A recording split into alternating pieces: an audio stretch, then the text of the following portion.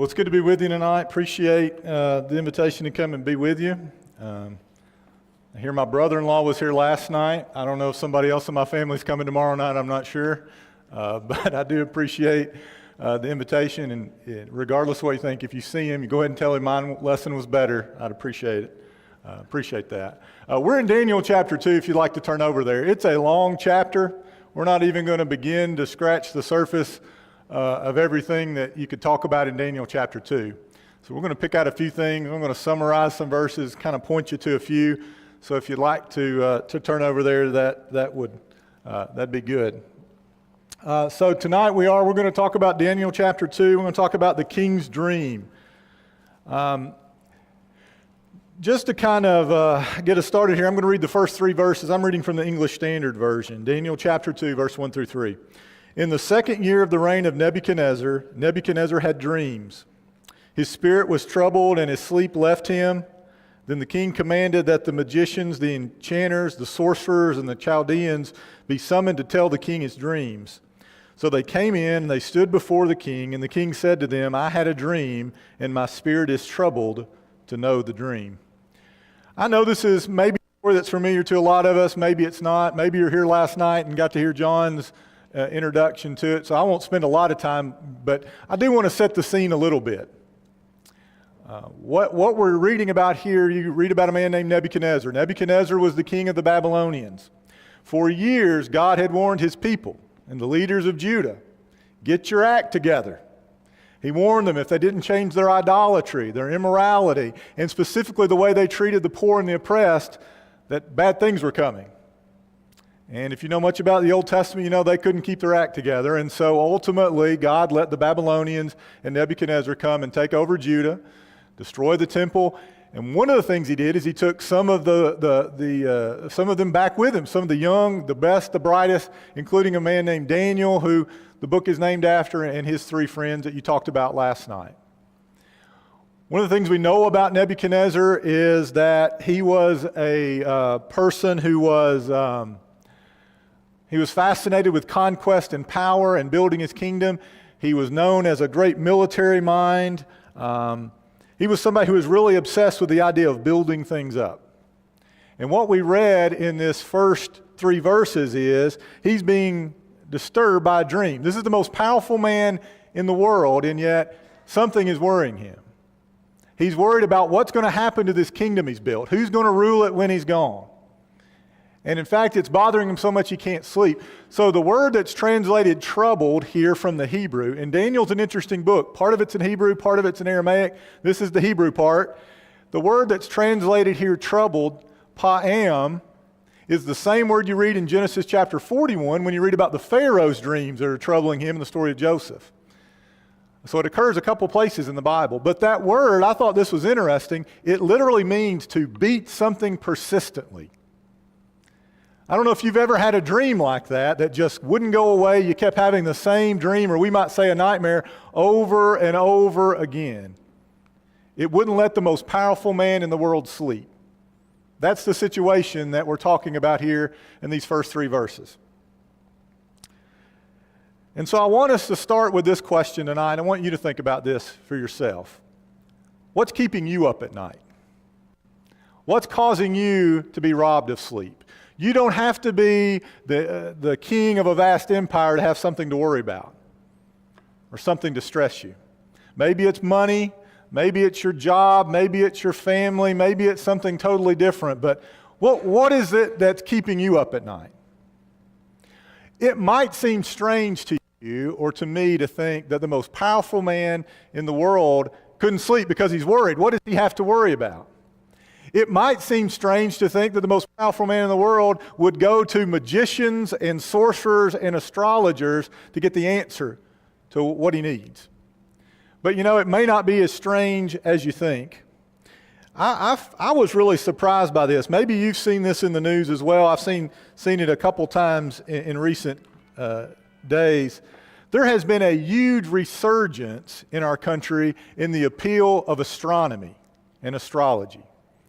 Well, that was strange. You'd think in a time full of technology and science and reason, that sort of thing would be almost done away with. But we've seen a big resurgence. palm reading, tarot card reading, and horoscopes is big business. There was an article last year in the Washington Post that said this. It's now, this is from numbers from 2021, it's a $12.8 billion industry, expected to grow to $22.8 billion by 2031. That same article said more Americans know their astrological sign than their blood type. Right? And what I found was really interesting in another article said, in 1999, 12% of the U.S. population read their horoscope every day to get guidance and wisdom about what to do in the future. 12%. What was interesting, a couple years ago, that number was up to 23%. Almost doubled in 20 years, in a time that you would think it would be going away. I don't know why that is. I've got some guesses. You probably do too. One guess being that we're living in an ever-increasingly secular world. When you don't believe and acknowledge God, you're looking for answers in all sorts of places, even places that seem silly. And we live in an incredibly rich and wealthy country, in a blessed nation, in a blessed time, and yet anxiety, depression, and suicide are all on the rise and continue to rise year after year. It's been said that objectively we live in the greatest country and greatest time to ever live, but subjectively it might be the worst. I don't know if that's true or not. I thought this was a great comment in the commentary I read on Daniel from Warren Wiersbe. He says this, he was describing our world and what we see in this kind of disparity between wealth and privilege and technology and all the things we have and then the struggles that people seem to have. I thought this was a great comment he made. He says it's about our world today, it's easier to make a living but harder to make a life. I thought that was a great statement. Maybe that's why so many today, like Nebuchadnezzar, are turning to astronomy or sorcerers or whatever they can to give them some peace, to give them some insight, they think, about where they can find answers for the future. But for Nebuchadnezzar, like for those searching today in those places, he did not find what he needed. We don't have time to read the entire text tonight, but what happens is he brings all these wise men that are supposed to be the experts, and he tells them, I've had this dream, it's troubling me, I want you to interpret it. And that wasn't uncommon. What was different this time is Nebuchadnezzar says, I'm not going to tell you the dream. It seems that Nebuchadnezzar wasn't sure these guys were really as good as they said they were. Now, some people differ, some scholars differ, some think he couldn't remember it. We've all had a dream, maybe you remember bits and pieces, and maybe he really couldn't remember it. Others think, no, he did, and he was putting them to a test. If I'm going to believe their interpretation, I need some proof. I don't know which is the case, but what we know is, the bottom line for us tonight is they couldn't do it. He twice threatens them with their life. They say, we can't do it. He says, I'm going to cut you into pieces. I'm going to turn your houses into dung piles, and they still can't do it. And even though they did not have the ability to interpret dreams, they had a little bit of wisdom, because one thing they said to him is, they said, no fleshly person can do this. And they were right about that. And that sets the scene beautifully for Daniel to enter this story and to make a tremendous example to this king.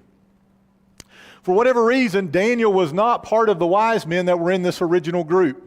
And so he hears about this and finds out that his life and his friend's life are in danger because they were going to kill all the wise men. And so he immediately goes to the king's captain and he says, please don't do this, let me see the king. And it says something about Daniel, that he had the kind of reputation and the kind of pull that he was able to get to the king, and he convinces the king, give me some time and I'll interpret your dream. You know, when people think about the story of Daniel, often people think about prophecy. That's a big part of it. If you get on YouTube and look up Daniel, you're going to see all kinds of things and crazy things about prophecy. And that's interesting. And if you're really interested in that, I hate to disappoint you tonight. I'm not going to get into prophecy. I remember when I first started teaching and doing Bible class and stuff, somebody told me, if you want to get people interested in Bible study, want to get a crowd to your class, there's two topics you can talk about. You can talk about anything to do with sex, or you can talk about anything to do with the end times. And I've not taken their advice. I will never talk about either one of them, pretty much, if I can get away from it. I'm not going to talk about end times tonight, although that's certainly part of Daniel too. But you know, the more I read and studied Daniel, yes, prophecy's in there, but you know, I don't really think Daniel, and especially Daniel 2, is really a chapter, a book about prophecy. I think it's more a story about prayer. And with what little time we have tonight, that's what I want us to focus in Daniel chapter 2. And we're going to bring out some things that have to do with prayer in the story of Daniel. And we know there's a lot of important moments where prayer plays in his life, including in this text. So there's three things tonight I want to emphasize to you about prayer. And here's the first one. Powerful prayer always begins in faith. That without hesitation, he went to the captain, the king's captain, and says, I know I can do this. I believe in God. God will not let me down. He will not let me die. Give me time, and God will come through. He had faith. He had confidence. And it reminds me that there's a lot of times people, certainly outside of faith, but even people in the church, can think about faith in the wrong way. We sometimes have the problem of thinking about prayer like it's wishful thinking. Just like all this list of things you just wish would happen, hope would happen. It's like a Christmas list as a kid. I just hope I get all these things, and so I'm going to pray. That's not what prayer is. Prayer's not a spiritual lottery, right? You don't think you're going to win the lottery. You know the odds aren't very good, but I'm going to go ahead and buy a ticket anyway, just in case. And I think some people pray that way. I don't know that I believe in this. I don't believe anything's going to happen, but just in case, I think I'll pray. That's not how prayer works. That's not how the Bible describes prayer. Prayer is also not about revealing something to God. God already knows. It's not about revealing something to God to get his attention. That's not how it works. Have you ever heard the saying or a meme that says, every family has a secret until the Sunday school teacher asks for a prayer request? Have you ever seen that? There's a lot of truth in that. And if you have kids, probably you have a story that fill in there. I've got a few. I'll give you one. The most recent one from our kids are getting a little bigger, but this was a couple years ago. Pate, I guess he was first grade, second grade. And after Bible class, the teacher could not wait to come find me. And I knew him well, and he said, well, I got to tell you what, Pate prayer requests from class. I said, okay, what was it? He said, I'm up at the whiteboard, and I'm writing all the normal stuff, grandma, the dog's missing, school. And I said, anybody got anything else? And Pate said, oh, I've got one. And he said, okay, what? He said, pray for my brother. I said, okay, put brother. He turned around and said, well, what are we praying for your brother about? He said, I'm not sure, but I heard my mom say she's afraid he's about to start going through puberty. To which another kid in class said, what's puberty? And the teacher said, Pate brought it up, go ask Pate's dad. And so, right? That's the way I think some people think. We're going to reveal something to God didn't know about. Now, kids may be revealing some things on the Sunday morning prayer list, but God's not surprised. You're not going to inform him. You're not going to surprise him. There's no secrets being revealed in prayer. God already knows. We may be acknowledging to him, but we're not revealing to him. And the next thing is that prayer is not about phrases or posture. The good news is I don't hear as much about that being debated and argued about posture of prayer. Certainly there's different expressions we see in the Bible, and at times you hear that get debated in church, but I don't really hear that being something that gets a lot of attention. And that's good because there's no reason to think from anything I see in Scripture that bowing or raising hands or whatever we do, it's not like one of those is going to tune you in better to God and he's going to hear you better and he's going to do it. It just doesn't work that way. And it's not about the phrases you use. I can remember being a young guy and leading prayer in church, and you know what you all do? It's like you have a prayer phrase generator, and you're just trying to use all these smart-sounding biblical phrases that you never hear anywhere else. Have you ever in your life, outside of a prayer, said decently and in order, or speaker of the hour, or my dad would always correct that one and say, let's say speaker of the half hour. Let's don't give them any ideas, right?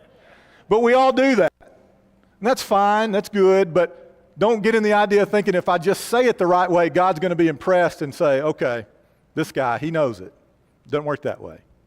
But we have a tendency to think that way if we're not careful. In fact, if anything, Jesus warns us about vain phrases, right? It's not about our phrases, it's not about our posture, but we can be guilty of thinking about that. All right, good. You can see that. Hope you can see this photo here, this painting here. How many of you have ever seen this painting or photo? Quite a few. How many of you had someone in your family that had this hanging on the wall, or a family member? Okay. Stacy mentioned my grandparents. They had this. I saw this all the time growing up. The Flatts, not big art fans, didn't change often. This was always there. The only two, I was thinking about this, the only two things I can remember, I remember this, and there was a picture of two little boys on the farm with a wagon, and one says, "Are you pushing or pulling back there?" Right? That was the extent of the art in the Flatt family. But this one hung for a long time. This is a very famous painting. Anybody know the name of it? It's just titled Grace. It was originally just a black and white photo, then they colorized it, then they made a painting in print, and it's been one of the most reprinted ever. I bring this up because I found it very interesting if you don't know the history of this painting. I saw this my whole life, and I always thought the same thing. Wow, this is a guy who is really devoted to prayer. I mean, this seems like the model. In fact, subconsciously, if you'd asked me about prayer, this would have been an image in my mind because I saw this all the time growing up. This guy who must be just a very devout man, praying before his loaf of bread, right? That's the image. Like a lot of things in life, if you find out the history of this, it doesn't quite match up. This is from the 1920s, the original. It was, like I said, a photo by a guy named Eric Enstrom. He was a well-known photographer. And he was working at his home. He was setting up, trying to get some new photos. This guy knocks on his door. This guy's name was Charles Wilden. He was kind of a vagabond, kind of a bum. He was going door to door selling boot scrapers. And he at first sent him away. And then he thought, you know what, that guy, he has an interesting look. He'd be good for a photo. So he ran back out, he got him, he brought him back in, set him at his kitchen table. He looked around, he thought, what can I do to set up a photo? He grabbed these things and set them there, and he told the guy, pretend to pray. And so he took this photo, and like I said, ended up being a very famous photo. I share that for two reasons. One, because it's just interesting to know that a little more of the history. In fact, Charles was not a great man of faith. He was not a great man of prayer. He was much more known for his drunkenness than any sense of piety. He was just doing what the photographer told him. The other thing I always found interesting when I learned the history of this is the book there on the table, who I would have swore my whole life that is a Bible. In fact, Eric Enstrom said he didn't have a Bible, he had a dictionary, so he put it on the table to look like a Bible, right? See, we can have the right posture in prayer. We can look the part. I mean, this guy looks the part. It's iconic. But it wasn't a prayer of faith. When we think about prayer, it's not about those things. It's about praying with a belief and a faith in the one we're praying to. Jesus said in Matthew chapter 21 and verse 22, "And whatever you ask in prayer, you will receive if you have faith." He said this in Mark 11 and 24, "Therefore I tell you, whatever you ask in prayer, believe that you have received it, and it will be yours." John 15 and verse 7 said, "If you abide in me," Jesus says, "and my words abide in you, ask whatever you wish, and it will be done for you." Do you believe that? Do you pray like it? Or is it more like wishful thinking? Here's a great quote from A.W. Tozer. He says this, "Whatever God can do, faith can do. And whatever faith can do, prayer can do when it's offered in faith. An invitation to prayer is an invitation to omnipotence, for prayer engages the omnipotent God and brings him into our human affairs." Can you really believe that God is the creator of the universe, all-powerful, all-knowing, and go days and weeks without engaging him in prayer?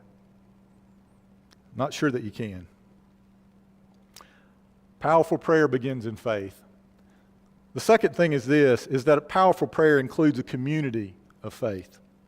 After Daniel intercedes and the king says, "Okay, I'll give you some time," it's interesting what we see in Daniel 2, the very first thing Daniel does. He immediately leaves the king, he goes back to his friends who came with him, and he tells them the situation, and he asks them to pray together to get the answer to this king's dream.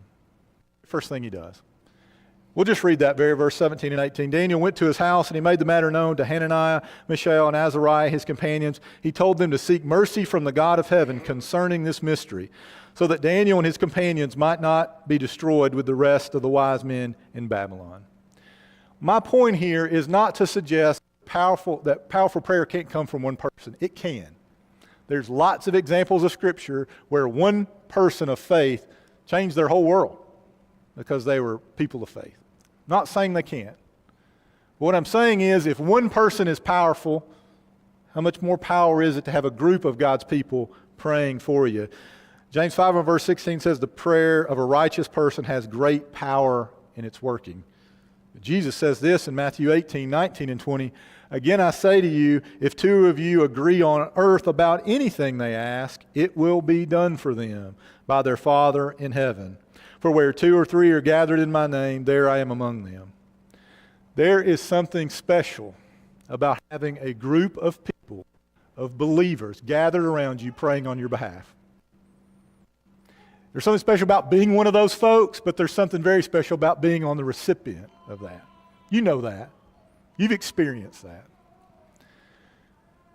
Something special about being part of a community of faith. If you're not, I know many of you are, if you're not, that's something you need to be seeking out. I know in our culture today it's a very individualistic kind of thing, and I'll pick and choose and sit at home and I can watch church anywhere and I get all that. But there's no getting around the fact that we were designed for community. We were designed for worshiping together. And if you don't have somebody right now, a group of somebodies that you can call or text and ask to pray with you and pray for you, you need to be trying to find those kind of people. It's a powerful thing. And I know many of you have been in church for years and years and years. And I know you have heard lesson after lesson after lesson about prayer. I'm sure in any job there's things you get tired of saying. I'm not a preacher. I don't do this often, but I can imagine if you do it all the time, you must kind of get tired of saying over and over again, read your Bible and pray. But it's just kind of like the skit earlier. We all know we're supposed to exercise and eat right every day, and yet somehow we don't do it. Same thing's true about our spiritual life. We all know what we're supposed to do, and I don't know that we do it. And I'm guessing that one of those two areas is an area you could improve in, and I can tell you for me, prayer is the one that needs some work at times. I almost feel bad about putting this slide up. It's so basic. It's so simple. But let me try to expand on these three things here about praying in a community of faith and encourage you to give them some serious consideration. Here's the first one. Ask for others to pray for you. Could I encourage you to be brave enough and vulnerable enough to ask other people to pray for you? I am amazed all the time about how many people in church will not ask for prayer. And we find out after the fact all the things they were dealing with. I've had how many people, I'm having surgery, but I don't want anybody to know. We're going through this. I don't want anybody to know. I don't understand that. Again, how can you believe everything we read earlier about the power of God to work and wanting to work in your life, but you wouldn't engage Him in it? You wouldn't ask others to pray for you. Can I encourage you to be somebody that's willing to be brave enough and vulnerable enough to ask others to pray for you? I know there's all sorts of sensitive situations, and maybe you can't ask on behalf of somebody else, but when you can, do it. It sets a good example for others. I can't tell you how many times I've been in a Bible study or a small group class especially, and you ask for prayers, and you know there's people in there that are going through all sorts of things, and it's just crickets. Nobody says anything. And I'll try to prod them. Everybody thinks great for everybody in here? We should at least have some praise to give, right? Nobody says anything. And finally, one brave soul will say, yeah, pray for me, and they share something. And you know what happens most of the time? The floodgates open, right? People feel comfortable. Well, yeah, you know, I really do have this going on. Ask for people to pray for you. I wasn't good at that for a long time. I'm getting better. I've got people now, hey, I'm quick. I'll send a text. I'll contact people and I'll say, pray for me. Because I believe in it and I see what it can mean. Don't hesitate to ask others. Number 2, pray for other people when they ask you. Even when they don't, but I'm talking here, when people are vulnerable enough and they will say, pray for me, do it. Again, I hate to say that and remind you that, but we all know how it goes. You encounter somebody, maybe you don't see them very often, you see them at the grocery store, you see them out, and you get talking and they do share something and they say, would you pray for me? And how many times have you said, I will pray for you, and you forget? And you see them later or you hear something else and you think, I'll give you something that I've started doing, and maybe this is a practical thing for you. When I do get in those situations and someone is willing to be vulnerable and say, pray for me, you know what I do? If at all possible in that situation, I say, let's do it now. Can we do it right now? And almost every time, yes, they will. Now, that doesn't get you off the hook from praying more, but man, that's a good thing. Don't let that moment pass. If someone is willing to say, pray for me, take advantage of that. Do it. Pray for people. You know, we live in a great time now that there's all sorts of technology. I know you guys have an electronic bulletin. You got Facebook. You got all those kind of things. We have a daily email from our church that's a prayer update. Our small group does a text of prayer requests. Those things are awesome to help us to remember to pray. And so I try to, when you see that text, as soon as you see that email, if you can, just stop and pray. There's lots of ways to do it. You know, we moved into my parents' house, and so there's good and bad with that. If some of you have been in this situation, if you move into a house that you inherit or whatever, there's lots of things left behind that you got to go through. And if you're the one that moves into the family house, guess what? A lot of the siblings don't want those things, but guess what? They don't want them to be destroyed either. So you become like the archaeology place there or whatever. You got all kinds of stuff. So I could tell some of you knew what I was talking about. So in my basement, I have totes and totes and totes of prayer journals with my mom. What do you do with those? You know, I don't know. But I'll tell you what, they've been good is every so often I've got to move them, and it reminds me I'm not very good at this, right? Write in a journal, do those kind of things. So I meant to grab it, but I've got just a little tiny one. I don't have totes, but I've got a little tiny one, and I keep it with me. Somebody says, I can write it down, keep it in my bag. I just got a name and maybe 2 words or whatever to remind me. Do something. If people ask you to pray for them, be diligent, be intentional, do it. You'll feel better about it, and it'll certainly be a blessing to them as well. And here's the third one that might be a little unusual to you. Let people know you're praying for them. And I know that might sound a little braggy. You might say, that's going to feel weird to go around and tell people it feels like I'm patting myself on the back. It's not. It's not. Let me tell you, it means a lot to people when they can tell you're sincere and you're not just saying that's not just fluff. You're being honest and saying, I've been praying for you. And from a practical sense, the more specific you can be, the better it is. I've been praying for you every day this week. Or tell them, my prayer time is in the morning with a cup of coffee right before I walk out the door, and I've got a list, and you've been on that list this week, and I prayed for you every day this week. That means a lot to people. That specificity tells them, hey, this is legit. And it does something to us to know that people are out there taking time out of everything else they have going on, and they remembered you. And the first time I had somebody do that to me and get real specific and say, for this period of time, every single day, I've prayed for you. Man, that was like, wow. I didn't think that was braggy. I didn't think that was about them, but it was really uplifting to me to hear that.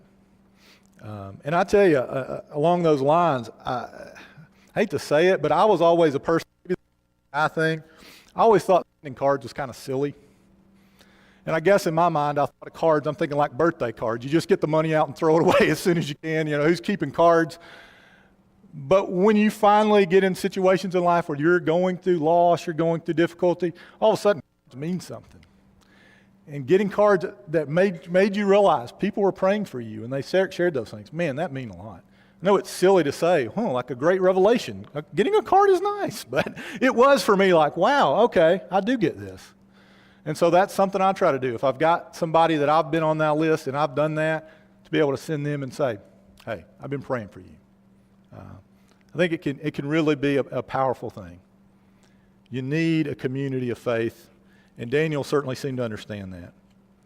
His first reaction was to go find his friends and say, let's pray together about this. The last one is that powerful prayer is wrapped in thanksgiving.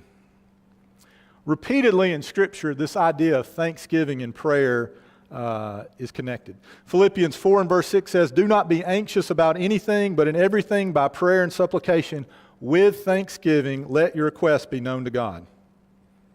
Colossians 4 and verse 2 says, continue steadfastly in prayer, being watchful in it with thanksgiving.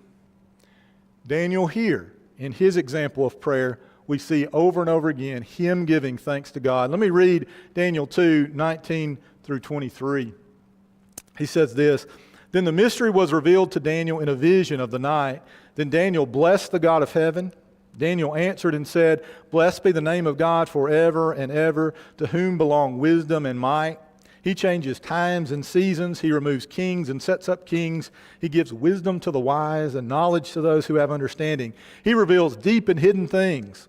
He knows what is in the darkness, and the light dwells with him. To you, O God, my fathers, I give thanks and praise, for you have given me wisdom and might, and have now made known to me what we asked of you, for you have been made known to us the king's matter."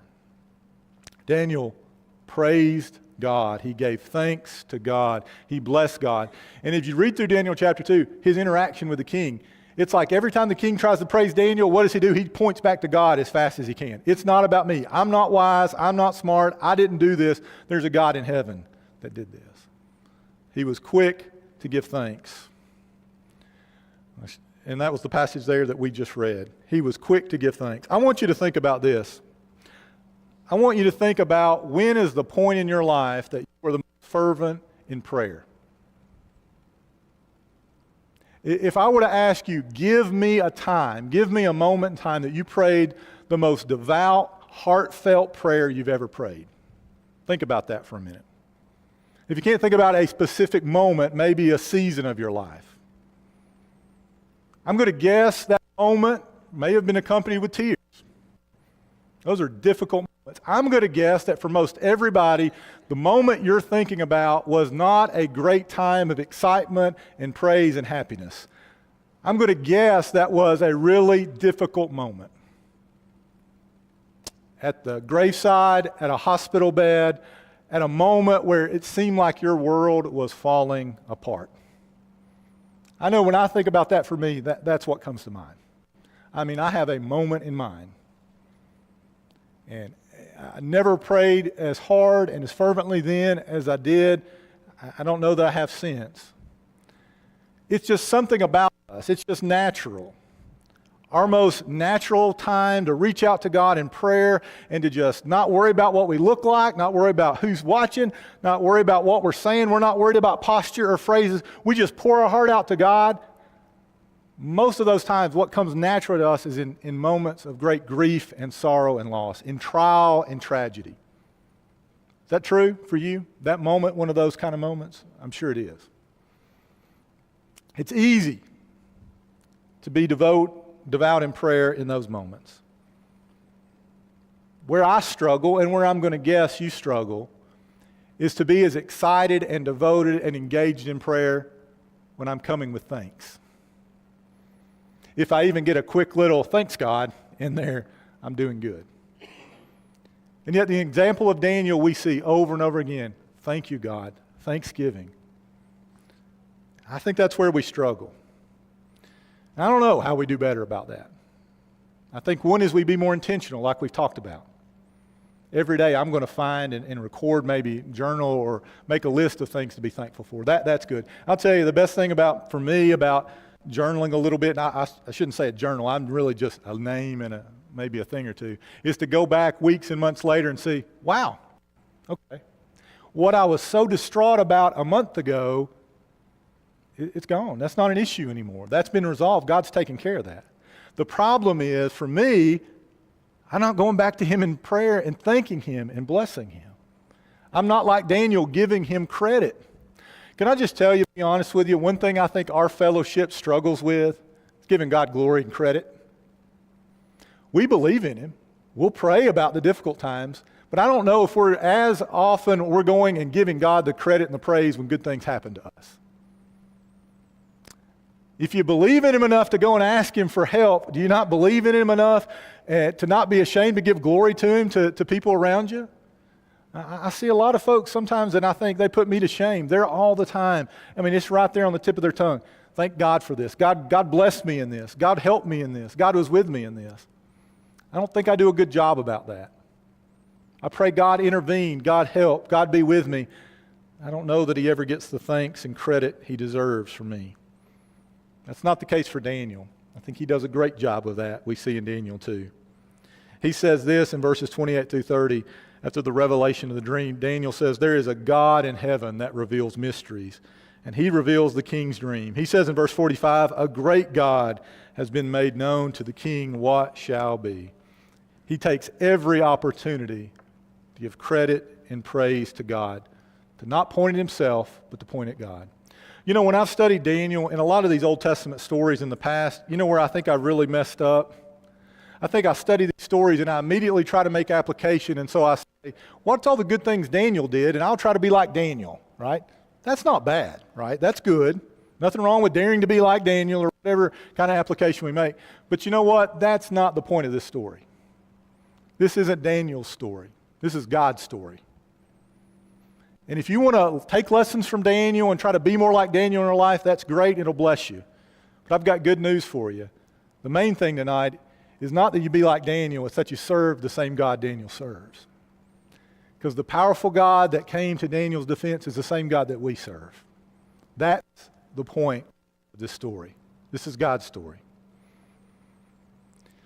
I hate to go so fast through the last little part of this, but really here's the dream that Daniel interprets.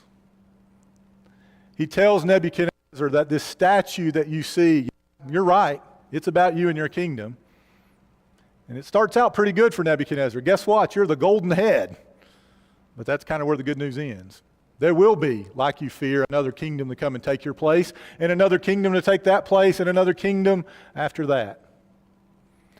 There's really three things, I think, that we take from that meaning of the dream that Daniel shares there real quickly here. First one is this: God is in control. God's in control. He's in control of history. He's in control of the future. God can predict your future. Guess why? Because God knows it already. That's what he's telling Nebuchadnezzar about God. This God's different than the gods you think of. And the second one is this: your kingdom is going to fail, but so are all the other kingdoms of men. Every kingdom of man will fail. I don't know what came to your mind when we started with that question, what keeps you up at night? The reality is it's probably something to do with your own kingdom. We've all got these own little kingdoms we're worried about: our job, our career, our homes, our families. And it's not wrong to be concerned about those, but we can get so caught up in our own kingdoms we forget about the kingdom of God. Here's some bad news about your kingdom. It's going to fail. It's going to decay. It's going to rot. It's going to fall apart one day. Somebody else will live in your house if it's still standing and have what you had when you leave behind. It's easy to get caught up in your kingdom. I remember this. I don't know why. I don't have a great memory, but I remember this very vividly when we bought our first house after we were married over on Clemens. Bought a brand new little spec house. Some of you helped us move in. And that's a big, exciting thing, and everything's just clean and perfect when you move in. And I remember I was reading, trying to find some things that new homeowners need to do to get prepared. And I remember I read this blog, and at first it sounded stupid. And now I realize this guy was a genius. One of the things he said was he had all these practical things, but then at the end he said, one thing to do: go in your house, find the biggest, prettiest, flattest wall, nothing on it, take a hammer and put a hole in it. And he said, then patch it up and paint it, and you're not good at it, and every time you walk by, you're going to know there's a hole there. But guess what? It's going to remind you, this is just a house. It's not going to be perfect for long.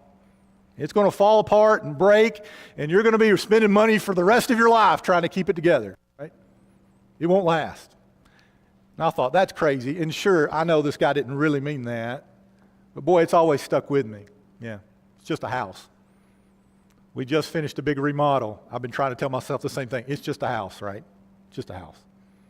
It's going to fall apart. So are all the kingdoms of men. Whose kingdom are you building? Where have you put your hope and trust? In a kingdom that will fail, or in something that will outlast you? And that's the last point. God's kingdom will stand forever. He tells them about a rock that will destroy that final kingdom. He tells them about Jesus. And this could be a difficult story in some ways, but it's got such a great message and ending for us because it reminds us that God is in control. The kingdom of men will fail, but that his Son is coming, and now we know has come and set up his kingdom. I'll leave you with this as we think about preparing our minds and singing a song of invitation in a minute. Are you prepared to reveal the mysteries of God? Really, that's what Daniel does. God equips him after his prayer to reveal the mysteries of God to this powerful king. One thing that you and I have in common with Daniel is we have been called to reveal the mysteries of God to a world that desperately needs to know them. You know, there's a debate and people, well, how do we work and live in a world that's got all these corrupt things around us? John talked about that a little bit last night. And we have a tendency to want to run to one extreme or another. We either want to isolate, we want to be the kind of religious people that say, I'm going to get away from all the bad things in the world, I'm going to get my kids away from them, I'm just going to stay away. And we can understand that, right? And then there's others who say, no, you can't get away from it, I'm just going to assimilate, I'm just going to be like the world. And I'm going to be in everything. That's not right either, right? We can't do either one of those. Let me tell you, church, we've not been called to isolate or assimilate, we've been called to transform. And we transform the world by transforming ourselves and knowing what the impact of the mysteries of God are. We see that word here, mystery. We see the word mystery many times in the New Testament. There's lots of examples. I chose this one to end on here, 1 Timothy 3 and verse 16. He said, great indeed we confess is the mystery of godliness. He, talking about Jesus, that rock that Daniel mentions, he was manifested in the flesh, vindicated by the Spirit, seen by angels, proclaimed among the nations, believed on in the world, taken up in glory. And the rest of that, you know, he's coming again. Are you someone tonight who's excited to hear about the mysteries of God because you know the good news it is for you as a child of God? If you're not, something can be done about that. And if you are you living in a bold and powerful way where you're excited about the opportunities to reveal that mystery to a world that desperately needs it? I think one of the ways we do that is through prayer, just like Daniel. We ask God, God, be with me, give me the words to say, give me the opportunity, give me the people in front of me that need to hear about you. And I encourage you and hope you'll pray that prayer today and the days to come. If you have a need or something we can help you with or pray for you, why don't you make that known together as we stand and sing this song of invitation.